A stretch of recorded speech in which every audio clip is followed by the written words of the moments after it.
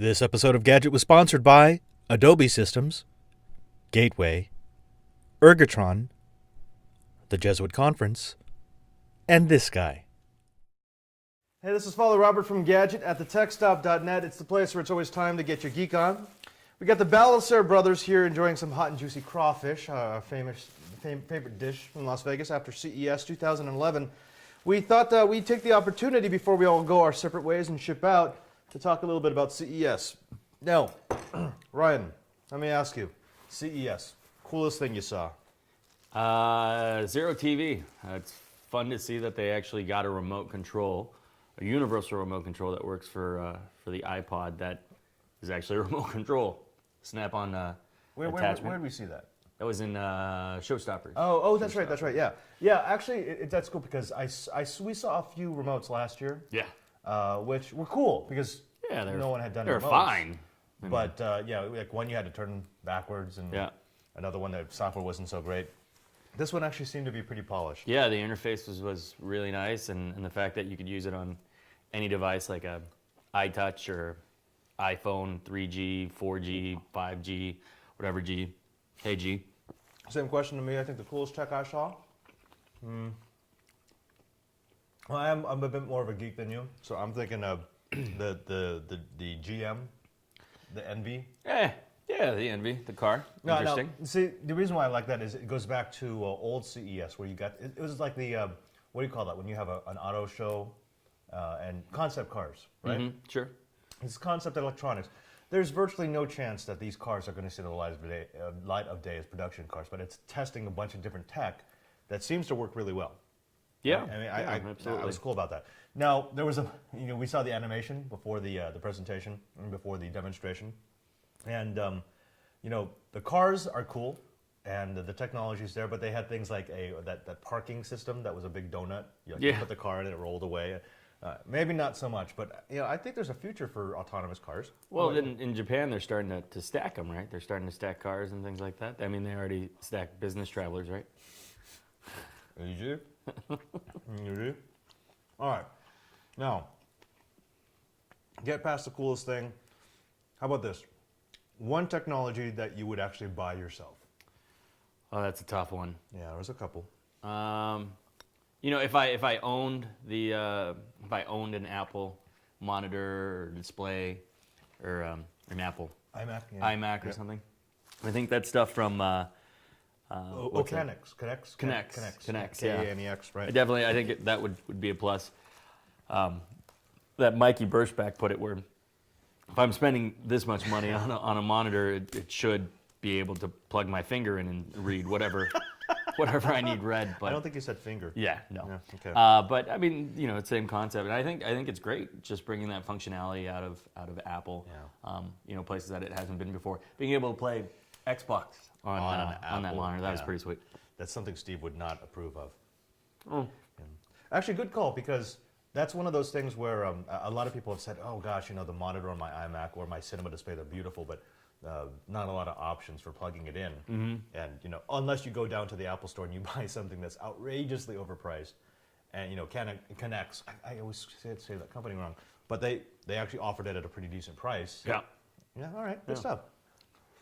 And of course, you would need an iMac first. Yeah. Or a cinema display. Yeah, exactly. Okay. Cool. All right. So actually, what? That HP stuff was pretty sweet too. Oh, that's the right. touchscreen. The touchscreen. That was. Okay. I was pretty impressed. I mean, it leaps and bounds of where it was last year or the year before. I mean, not only the fact that for some reason the gestures seem familiar. Yeah. Very relatable to people that might own an iPad or an iPhone or an iTouch now, but it's just they cleaned it up a lot, and the functionality on that is amazing. Well, I like the way they built that UI, because who doesn't have refrigerator magnets? And that's what they model it after. No. Yeah. How about All right. you? Let's see. What'd you buy? Well, I wouldn't buy anything because I don't actually have any money. Oh, gotcha. I'm a priest. Yeah. Yeah. But no, if I had money and I could buy something. I don't know. There's a tie. I really liked some of the stuff from Ariel Settle. That was Yeah, I mean, I'm not a fashion flunky, and I'm not a DJ, but they had some of the most comfortable, awesome sounding headphones ever. And I mean, I disclaimer here. You can edit that burp out? Oh, heck no. Awesome. Disclaimer here that the guys at Ariel Settle were so cool that Ryan was wearing a set of other They're awesome. headphones. Yeah. Nice headphones, but other headphones.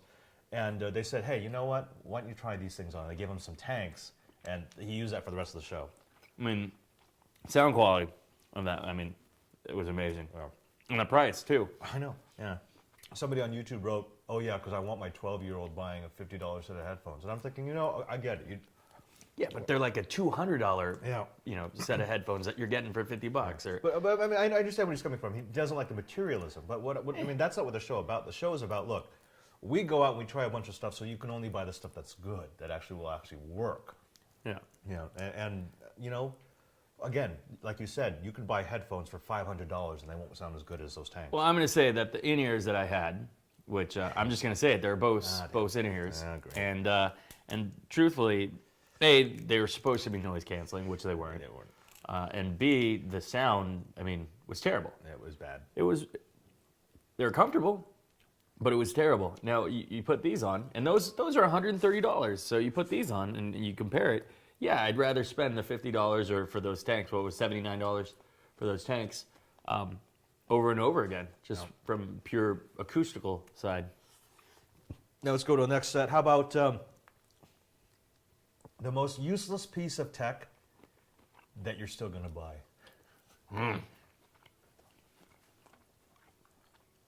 I know what my answer is. I know what my answer is. What? What's that Sphero? Oh, okay. All right. I mean, it's cool. Well, I say Sphero because it is absolutely useless. It is very useless. And for those of you who don't know what Sphero is, it's the ball, remote control ball that you control from your iPhone, iPad, whatever smartphone that you have or tablet, and changes colors. You can control the speed, and it's a toy.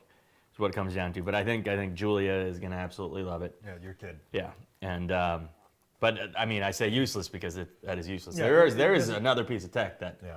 I want to get to later. But Well, you know, I got to stop using useless because that's a harsh word. It's useful in the sense that it's fun. yeah, I mean, yeah, it's a toy, but it was just fun. It was really cool and I can imagine having a swarm of those things just wandering around. your Sphero army. Sphero Army, the robotic overlords. Yes.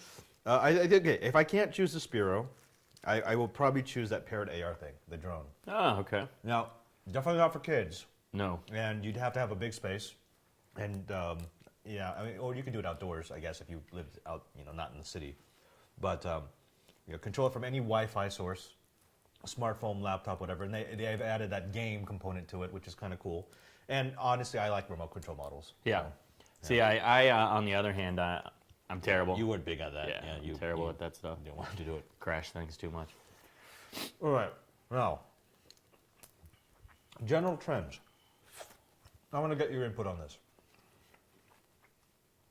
Now, I always love coming to CES look, I meet people that I've known for years. I get to see new tech. But there is a trend that I've seen in the last couple of years that has really been disturbing me. And I'm going to call it the I trend. Okay. Yeah. Okay? And follow me on this. I find it really disturbing that some of the companies that used to do really innovative stuff, they'd come out with the next device. And sometimes it would flop and sometimes it would be awesome. It seems like everyone in the show, half the show has gone with the safe bet to create iDevices. What I mean is your case for your iPad, your iPhone, your iPod, the accessory for the same, which I understand why they do it. I understand. 16 million iPads.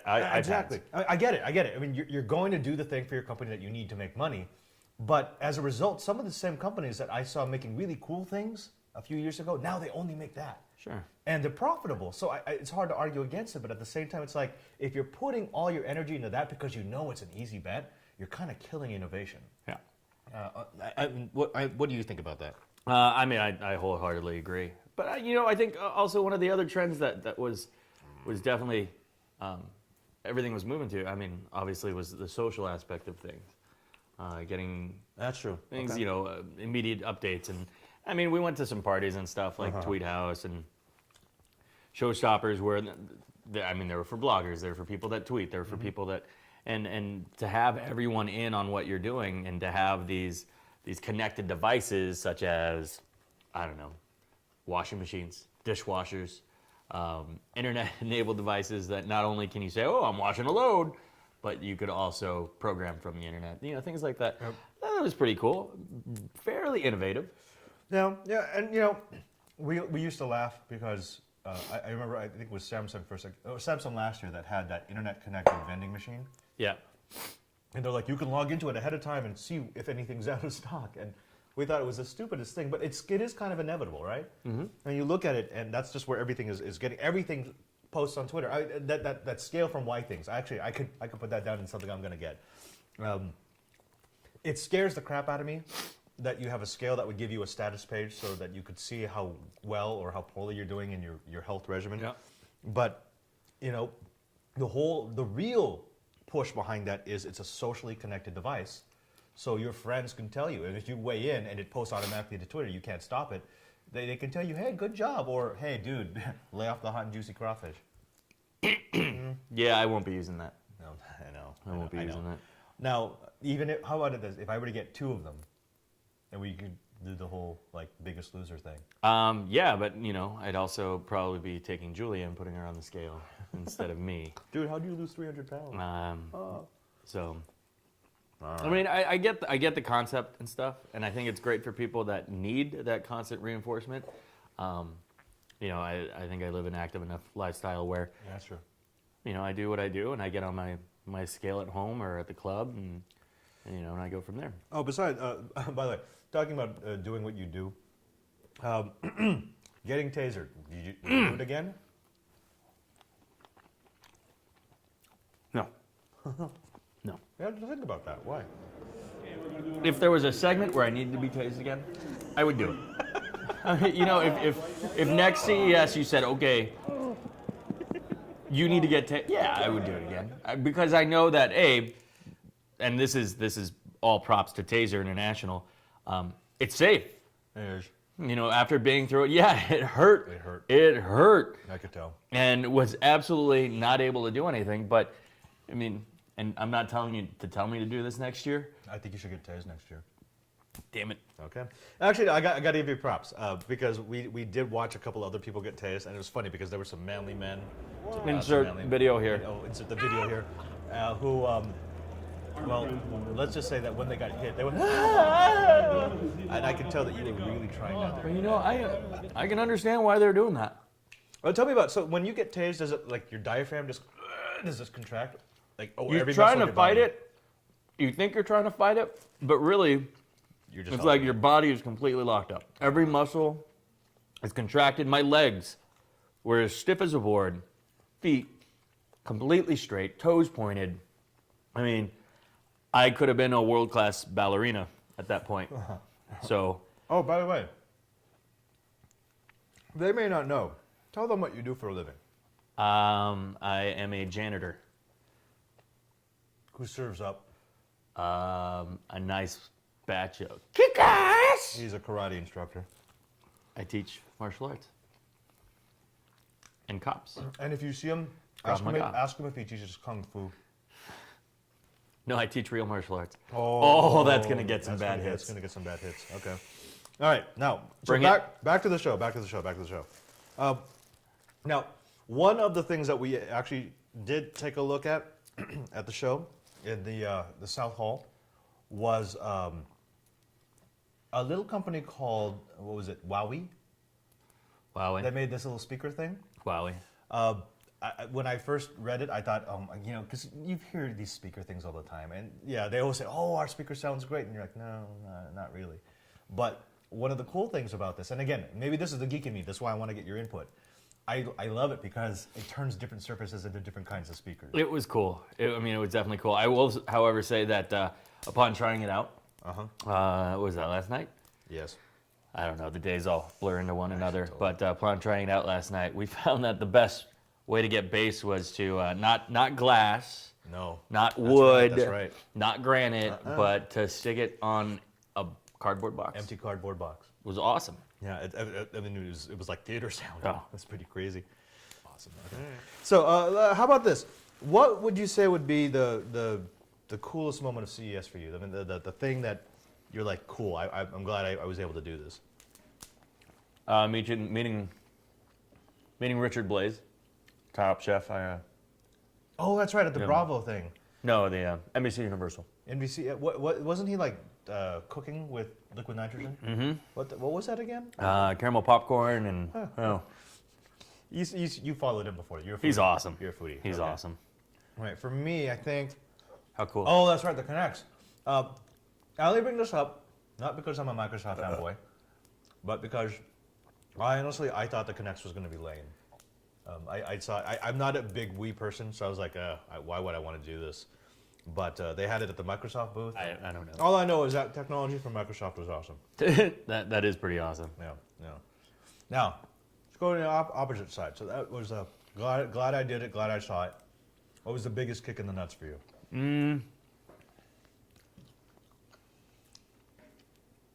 Oh, Danilo Ballister wussing out not being here. Okay. For those who don't know, Danny, who is also one of the crew, he normally comes with us to CES. He's from Arizona. He's a lawyer, good lawyer, and he was supposed to be with us. He's a lawyer. He's a lawyer. Oh wow. He was supposed to be with us, and instead he's arguing in front of the Circuit District Federal Court. Whatever. Oh, He's in San Francisco while I'm here. I think he's drinking, probably getting ready. Yeah, I believe he is. Went out for some drinks, some single malt scotch, I believe. It's weird how his tastes have changed over the years. Yeah.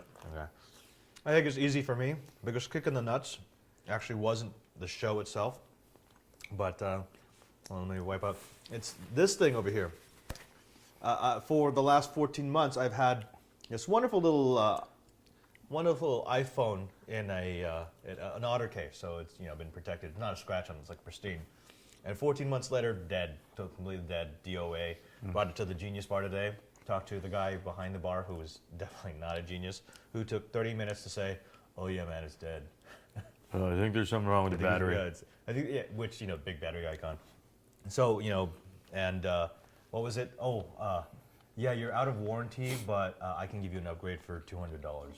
Yeah, that was fun. You're okay, Lolo. Yeah. You're filming? Yeah. But all right, what else should we talk about? Mommy Tech.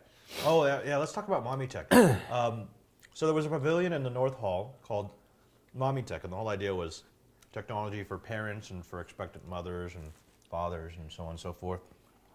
What did you see there that you liked? Hands down, I think one of the best things at CES was Siftio. Oh, that's right. Yeah. These cubes are really, really cool. Not only can I see it as a fun game, something that mommy and daddy can play, but also the kids. It's a learning tool. Yeah, I mean, combined with the spelling games and the math games, it's just it's pretty cool. Now, it reminds me actually, one of my friends gave my daughter a present, which was there were two boxes, that when you put them together, they would, you had to put them, of course, on the front end and the back end of an animal together. It would make the noise, and it's I think very similar to the Siftios, except so now it's tech. Yeah. With an LCD screen. Yes. Yeah. Actually, the funny thing about that is the first time I told you about the Siftio, you're like, I don't want to go over there. You didn't want to film. You didn't want to see it. You thought it was a lame. It's it's another stupid game. But and I think a lot of people are going to get that. It's not until you see it that you realize, wow, that's actually pretty cool. Yeah. And hopefully we'll get one of those in the lab, because honestly, I just want to play with it. I do too. Yeah, I'll geek out to that. I want to buy a 6-pack. Now, Siftios, right? Uh-huh. Okay. Now, Sure. let's see. From Mommy Tech, what did I like? Well, it wasn't necessarily in the Mommy Tech. It was more in the iLounge, I guess, Geek Pavilion. There was that alarm clock that ran away from you. I was living in digital times. Living in digital time. Okay. So you could hit it. It worked like a regular alarm clock. You had two models. One was just really annoying. The other one played MP3s. But if you kept hitting the snooze, it would actually start to run away from you. It would jump off of your nightstand and take off. which was cool because you figure if you really want to get up, you do need an alarm clock that's kind of annoying. All right, anything else from CES? I like where laptops are going. I really do. I mean, I think Apple's one thing, but to see where PC laptops are going, Example. Gateway, Acer, HP, I think they definitely kind of got the memo that people want a sexy machine, first of all. Good call. And it doesn't have to look like Apple. And with Windows coming out with Windows 7 and how much easier it is, how much more control you have over it. I think it's definitely a good situation to be in as far as laptops go. I'm looking forward to seeing more innovative laptops. Oh, something I saw. Enough with the iPad clones, please. Oh God! So that was the big tech, right? Oh, tablets, big tech. That was the big thing. That was last year was 3D, which didn't pan out. Yeah. I mean, obviously there's 3D sets out there, which some are really great, but for the most part, didn't catch on as big as everyone thought it was going to be. And this year with the release or every company releasing a version of a tablet or a book reader, I mean, the market's over inundated. Exactly. I don't have a problem with a company that releases a really good effort. Yeah. But there seem to be a lot of companies that were half-assing it. Sure. It's like, we're gonna make it look like the iPad, but it's I won't say who because I don't want to insult them. But there was a company that's like, well, our bent is our tablets look like articles of food, and I was like, wait, what did you just say? What? Oh my God. Yeah. Yeah, that's what I wanted. I wanted a tablet on something that looks like a slice of bread. There is no iPad killer out there. You know what? I don't think there has to be. No. I said it before, and I know people think I'm an Apple hater, but I admire Apple's aesthetic. At the same time, the people who write in and stop writing in to say this, who are like, yeah, I ditched my laptop and now all I carry is my iPad. Well, then to you, I say you're an idiot. Yeah, and I could see people who do that if they just want something fun, but they don't need a production tool. But no, I mean, we saw a couple people in the press room who were trying to type up their stories on their iPads. I'm thinking, yeah, good luck with that.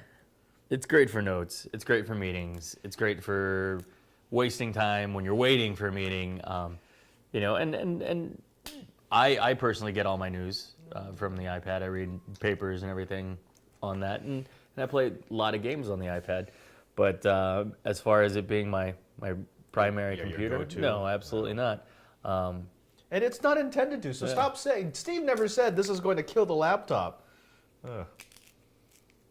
Steve. Oh, Steve Jobs. Gotcha. We're on a first name base.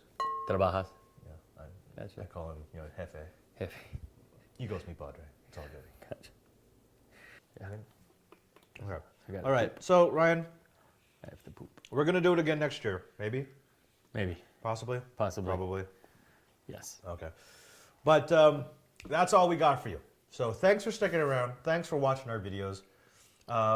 Your views have actually probably paid for this grab. Probably. Not much more. But we love doing it. And you know what? Let us know if you want to come to CES. If you want to be part of the crew, we're actually looking for a few good men and women who are passionate about tech, who would love to come to the show. Maybe some people who can up the production value. Maybe who can up the production value so that it's people, not just people who one know how person to doing edit. everything. Edit. That would be great. Yeah. That know how to use Adobe Premiere. Adobe Premiere. Premiere. People who want to see the latest and the greatest technology. And who don't mind sitting in the press room on a huge pipeline, uploading videos that they already edited. Yeah, but if you fit in that description, write us. Well, let us know, because you know what? We want to make the Tech Stop and Gadget bigger. We want to bring more coolness to more people, and we want to. He's going to lose 60 pounds by next year. And I'm going to lose 60 pounds. Oh gosh! And I'm going to why things. And I want to have you all out here with us at CES. All right, we're calling it. Terrible clock.